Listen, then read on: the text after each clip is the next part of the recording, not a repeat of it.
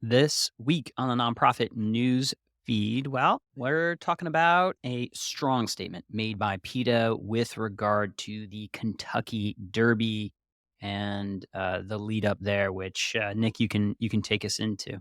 Absolutely, George. So we have some sad news coming out of the Kentucky Derby, and that is over the week leading up to the Derby, which is this past weekend. Seven horses were put down as a result of injuries in the sport. This comes around calls from organizations like PETA to essentially shut down Churchill Downs at the Kentucky Derby and really take a full stake of what competitive horse racing means for the animals themselves. So, Bleacher Report and many other sports organizations have reported these horse deaths leading up to the Derby, which I think might have set a record this year for most attendees 150,000 people at the Derby. PETA Senior Vice President Kathy Guillermo issued the following statement, quote, Churchill Downs is a killing field. Freezing Point is the latest casualty. Quote, that was the name of the horse. Quote, he's the second horse to die at the track, making it an appalling 7 deaths in advance of the Kentucky Derby. And whoa. So while PETA is often criticized for aggressive marketing stunts and extreme points of view, the conditions that lead to these deaths have been roundly criticized in the mainstream sports world. Uh, George, what does this mean for racing? What does this mean for our nonprofit audience? What does it mean when PETA puts out a statement like this? I think it's important for nonprofits to be able to have that voice. Think maybe what you will about PETA's tactics for or against. I think this is a an opportune moment for PETA to be having and pushing that conversation. I mean, the truth is, according to stats, I mean, I can pull it from, I guess, it's tough. It's anywhere from 400 to 800 racehorses a year, and it's not totally clear as to the the source cause. But I mean, that's a lot of horses, frankly, dying for the sake of this sport. Something interesting to note is actually the modern pentathlon. I'm going to drop some knowledge here. Modern pentathlon formerly had horse racing as one of the 5 elements of the sport, was in the Olympics and was removed for many reasons, but I think one of which certainly was the ethical treatment of animals for sport.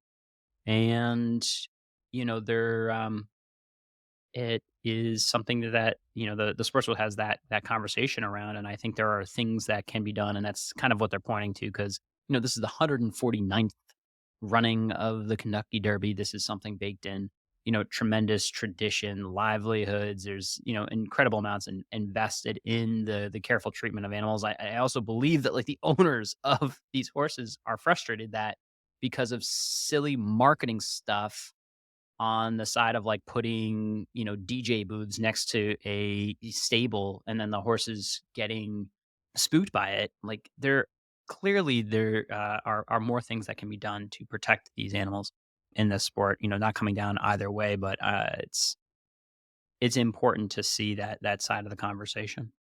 Yeah, George, I think that's right. Ethics in sports is something that we actually talk about on this podcast a fair amount. We talked about the NCAA here, about equity and wages in sports, and now we're talking about animals in sports, and the ethics of that. But I agree with your assessment. We'll see how this evolves the sport if it does. But yeah, I think you make some really good points. All right, I can take us into our next story, and this comes from the Register, and it is that computing software company Blackbot has agreed to pay $3 million to the SEC, the Security and Exchange Commission, uh, for providing misleading disclosures about a 2020 ransomware infection in which crooks, quote, stole more than a million files on around 13,000 of the cloud software's customers' databases. So, according to the financial watchdog, Blackbaud is going to give the cash, quote, without admitting or denying the regulator's findings on Blackbaud itself. Uh, quote, banked 1.1 billion in revenue in 2022, which was actually a $45 million loss. So the financial health of Blackbaud doesn't seem to be too hot. So others are saying this is more of a slap on the wrist. George, what does this mean for Blackbaud? What does this mean for nonprofit donor security?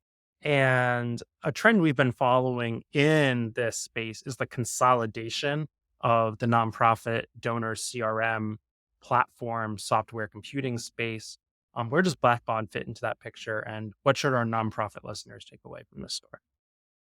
Well, it's interesting because I remember this being a story that I think Blackbaud was very eager to have not exist in the public eye, and it had some coverage, but it was really a wash during a time of a lot of public hacks across a lot of public companies of keeping things safe. And really, what mattered was and is, frankly, the timely public disclosure, especially when you're dealing with a public company. And in this, they explain that they didn't disclose this in their quarterly filings in the SEC and omitted this material, and then actually came out later and then disclosed it despite the knowledge that it had been frankly, hacked because they very much were aware as they paid ransom. Like, that's not something you don't notice. It's not like, "Hey," well, they, I mean, we're talking about 1,000,000 files, right, of donor files. What's interesting to me is that now this opens up,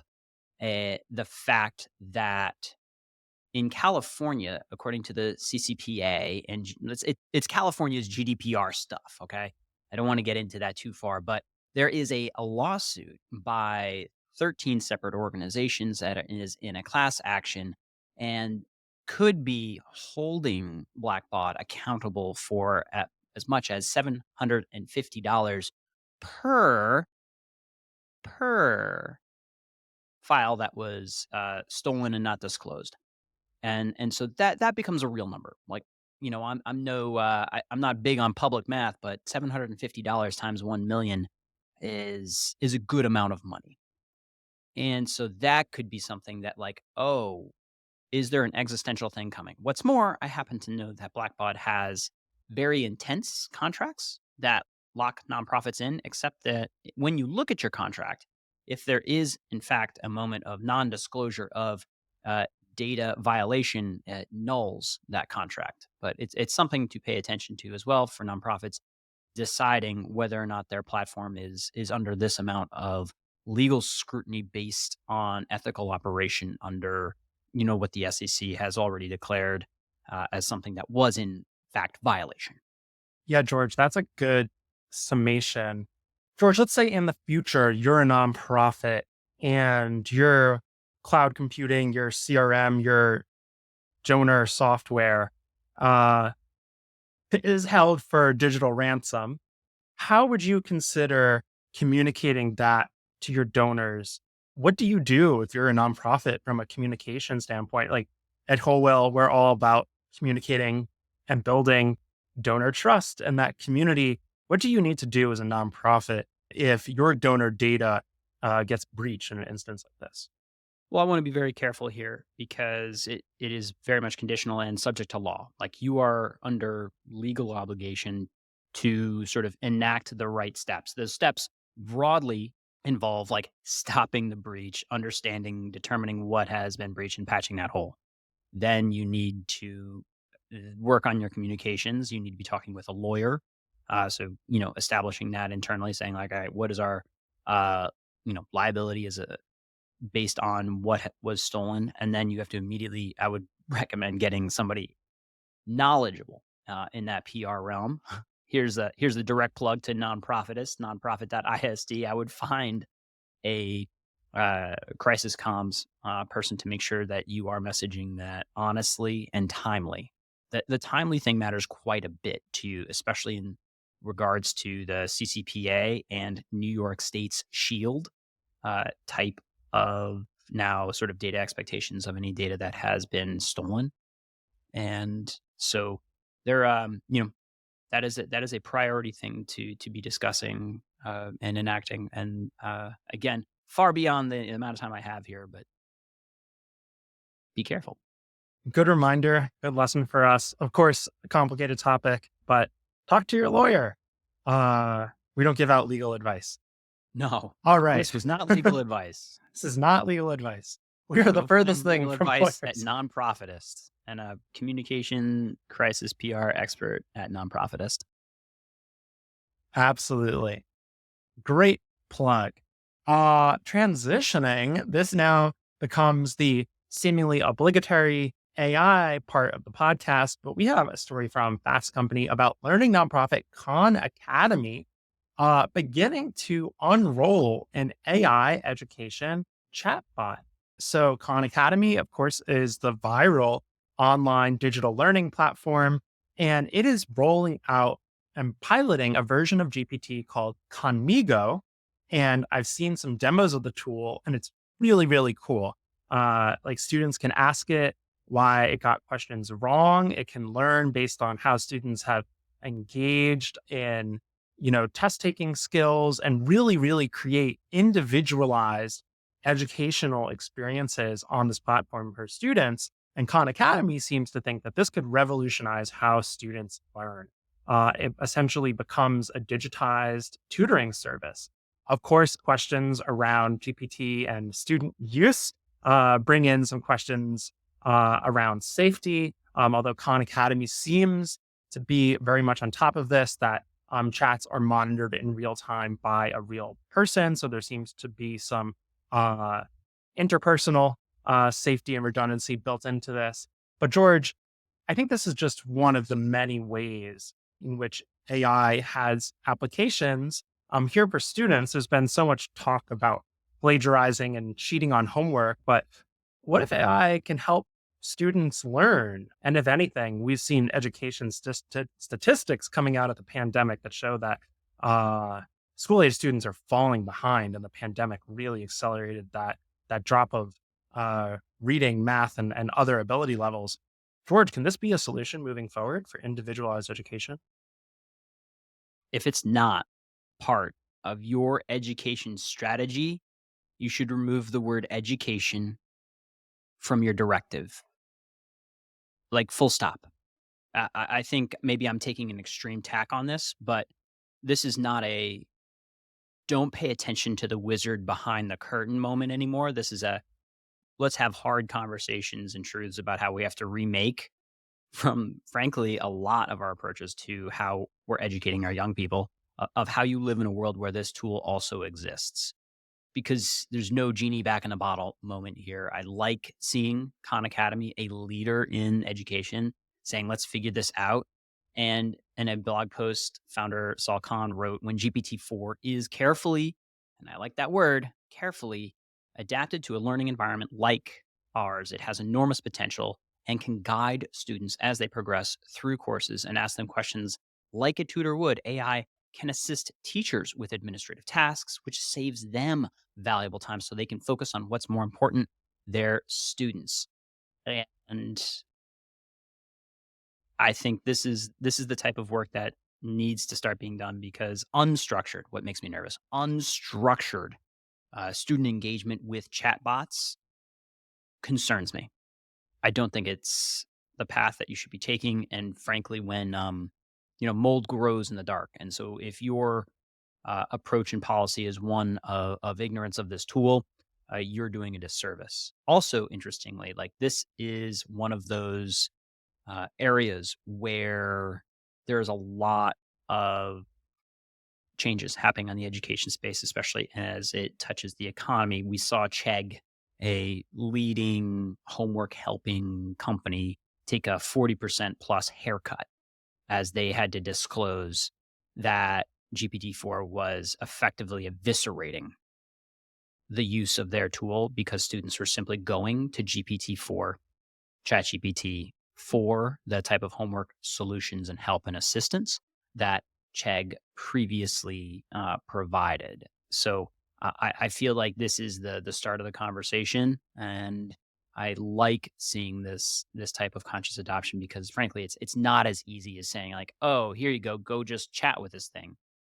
We're building custom applications on top of this. There are front end use cases that I am simply uncomfortable with having GPT manage and handle, even with the types of guardrails that can be put in place. They are not perfect. And so, in any situation where you're dealing with, especially young people in crisis or crisis adjacent conversation, I don't like it. I do like it quite a bit, though, with guided, supervised, direct access. And I think we're going to rapidly approach a moment where we're considering access to a effective GPT tool equivalent to access to the internet in terms of educational rights that should be afforded to young people.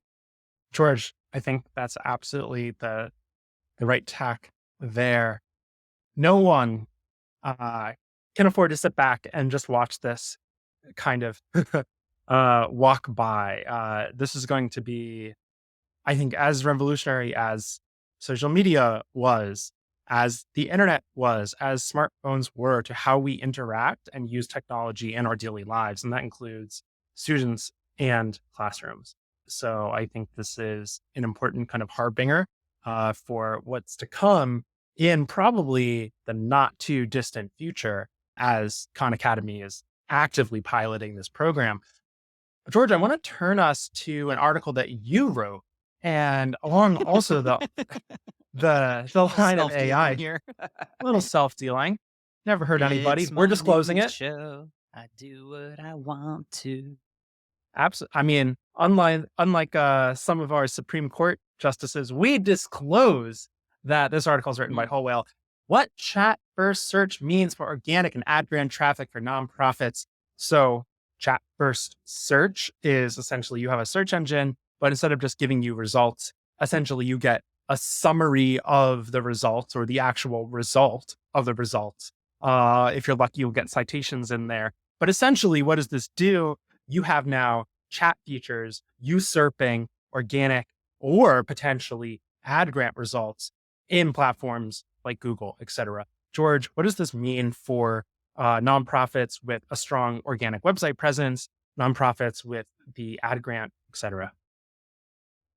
The irony that I consider myself a decent marketer, but gave this article the title of What Chat First Search Means for Organic and Ad Grant Traffic for Nonprofits does not escape me when I should have titled this article, Why Your Organic Traffic and Ad Grant May Burn Up in an Amazing Flame of Destruction powered by Chat First, right? Like, this topic has been keeping me up at night. I literally mean that. I have been thinking about it and I've spent quite some time considering this. Ultimately, what I'm seeing is firsthand examples of how when I go to chat first search on Bing or perplexity.ai, that I can look at the same type of search result that currently drives traffic to Whole Whale. Things like, should my nonprofit use AI tools? We index for that quite highly, may I add. Now, when I search for that on Google, good old classic, there I am, happy blue link, somewhere in the top 3. Now, when I search for that inside of the Bing chat or Perplexity, I'm suddenly a footnote. I'm footnote number 3 or 4, and a sentence from my site, from our site, shows up. So at that point, I'm going to get significantly less traffic. There's 2 buckets of traffic when people search, essentially. There's a third, but I'll park that. Information or transactional. Am I buying a thing or am I learning a thing? And in the learning category, that is going to be eviscerated by the fact that chat can summarize topics from search and hand it on a silver platter to the person asking the question. And the opportunity, frankly, is that you begin to understand how to show up in that chat result. Like, it is different. There's a bit more of a winner take all. And there's an open playing field for long tail conversation and opinion based pieces that may begin to rise a lot more on these topics. It's things that we are actively working on sort of ways of auditing this risk and planning it out. But make no mistake, chat first search and experiences are going to happen faster than any other technology adoption that we have seen in recent history. We remember mobile first being this movement and this question of like, oh, when will mobile first like overtake desktop? And it took decades for that to happen. This is going to take years. More specifically, I think this happens inside of 3 years. Uh, that means at some point, over half of the searches will be done in a chat first experience. The writing is on the wall, the adoption is there. And so, what does that also mean for ad grants is in question, as well as Google goes through an existential crisis and remaking of what previously was their money printer, which was the search ads. It is the most amazing money printer ever. And now they have to remake what that looks like. And I think that also may be a remaking of what the ad grants value is. So if those are your traffic sources, I'd consider reading this article and maybe taking this a touch more seriously. This this part of you brought to you by a public service announcement of what keeps me up at night. Yeah, this has a lot of implications for our work for nonprofits. George, I think you laid it out well. We will link to the full article because I Yeah. think it does really do a great job of explaining everything in the show notes. But this could be the most important thing for nonprofits in the immediate term when it comes to AI beyond just kind of using it within your systems is how, there are nonprofits, George, we work with in which 70% of their revenue, donation revenue is coming in via organic Hmm. search. Yeah. This is not something you want to play around with. So take a read. All right, George, I think we need a feel good story now. We owe it. We owe it to the people. We owe it to the people. All right. This one comes from Forbes, and this is about Ben and Jerry's co-founders getting fully baked with a new nonprofit cannabis company. So Ben and Jerry's is releasing a cannabis company nonprofit, and the idea is within Vermont, this company would devolve profit back to Black entrepreneurs, particularly in the cannabis space, and also work to provide advocacy efforts to ameliorate the effects of incarceration on folks in jail for previous cannabis charges. So it seems like we have another social impact enterprise in the works from the folks that brought to you the quite activist, quite frankly, Ben and Jerry's brand. I think it's owned by Unilever now, but the brand itself is still quite activist. So George, what's your take on this? I don't know. I'm searching for a way not to sort of laugh that cookies and cream and fish food, the number one thing sometimes sought by folks under the influence of cannabis, now is full circle and helping those people with regard to wrongful incarceration, or at least I would say at this point, as we look back on the fact the amount of humans that were incarcerated because of cannabis and now is open to the public market. And in fact, again, we're seeing certain communities being left behind and in that transition in the economy for the same reasons that incarcerated them. I'm glad that ice cream's playing a positive role in social justice there. Without a doubt. George, do you have a favorite Ben and Jerry's flavor? Ah, I'm like I'm like the worst because I'm like gluten free, lactose free, happiness free, dairy Mm, free, and so I look at ice cream as like a long begun like forgotten memory. So some sort of sad sorbet, I'd suppose. that is absolutely fair. The worst. All right. But I do have a serious it's not a serious. I have a question for you, Nick. So Uh-huh.